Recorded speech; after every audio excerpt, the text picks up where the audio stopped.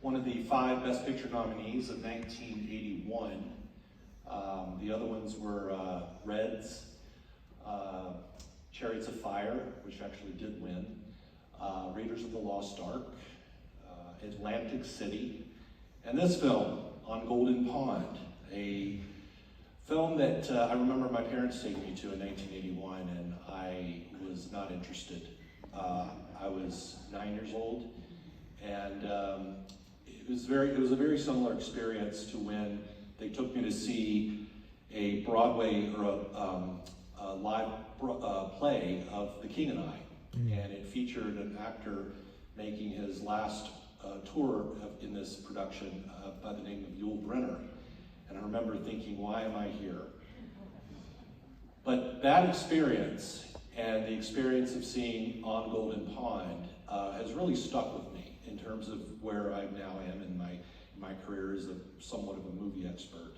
So having that experience of seeing some 2 legends of the silver screen appearing in a film together for the first time, they had never co-starred together, Henry Fonda and Katharine Hepburn.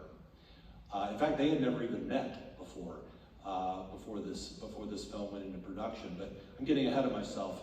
It's based on a Broadway play, On Golden Pond is, a play that was not a success. It did not run for very long, but it did run just long enough to garner the attention of some pretty impressive people, namely Kate Hepburn.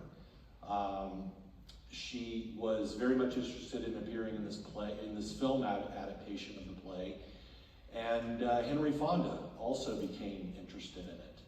Now, as I said, they had never worked together before, and when they met in Los Angeles at the 20th Century Fox studio lot to talk about the film, it had been the first time they ever met. These 2 classic age movie stars had never even met, which seems so unlikely. But I guess Hollywood is a bigger town than we think sometimes.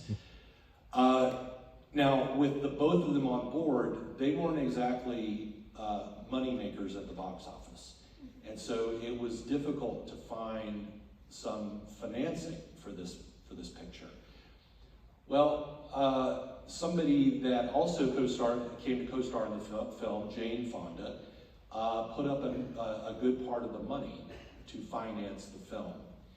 And she did so because she wanted to have a project with her father. She wanted to appear in a film with her father for the first time. And this indeed was that film.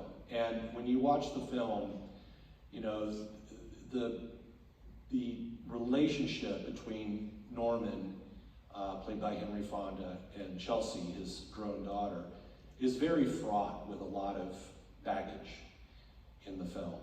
And that was all very, very real to both Henry Fonda and Jane Fonda. They had a very fraught relationship, primarily because they were just very different people. Jane's politics were different, the choices of roles were different than what Fonda, her dad may have thought was appropriate.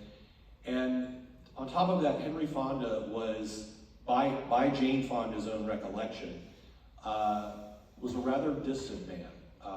He was kind of aloof and just very emotionally absent. And it wasn't that he was a bad father to her, and to Peter Fonda, but he wasn't the warmest of fathers. And so both Jane and Peter had a very, very unique relationship with their father that I think, from what I've understood in talking with both Jane and Peter, myself, I had worked with them for a project honoring their father for a piece that I produced on Turner Classic Movies. And in talking with them, it was clear that they had come to peace with their father. But as I said, this movie is very, very real to life, almost too comfortably close to the way things really were between Jane and her father. As I noted about Kate Hepburn and Henry Fonda's first meeting, Kate said when she put her hand out to greet him, she said, "Well, it's about time." And that easy relationship between her and Henry Fonda continued to the first day of shooting on Golden Pond, when she presented to Fonda a crumpled hat. And she presented it and said, "I want to give this to you. It was Spence's favorite hat." So Henry Fonda, throughout on Golden Pond, is wearing a hat that once belonged to Spencer Tracy, given to him by Kate Hepburn. Now, this film, as I mentioned at the top, was nominated for Best Picture. It also received nominations for Best Supporting Actress for Jane Fonda.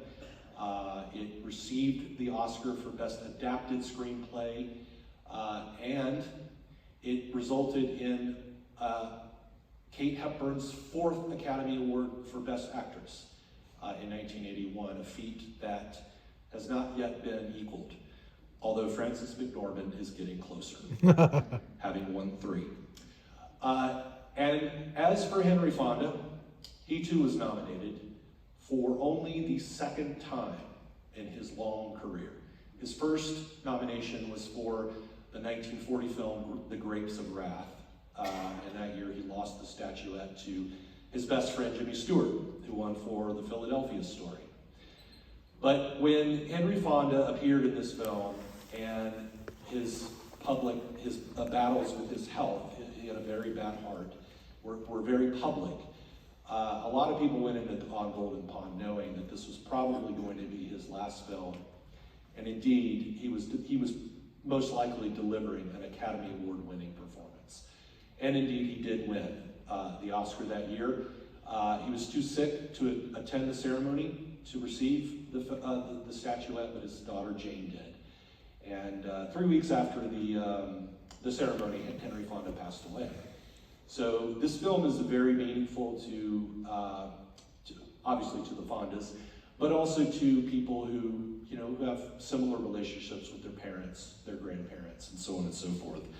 So without further ado, I hope you enjoy Henry Fonda, Kate Hepburn, Jane Fonda, her future 9 to 5 co-star Dabney Coleman in On Golden Pond.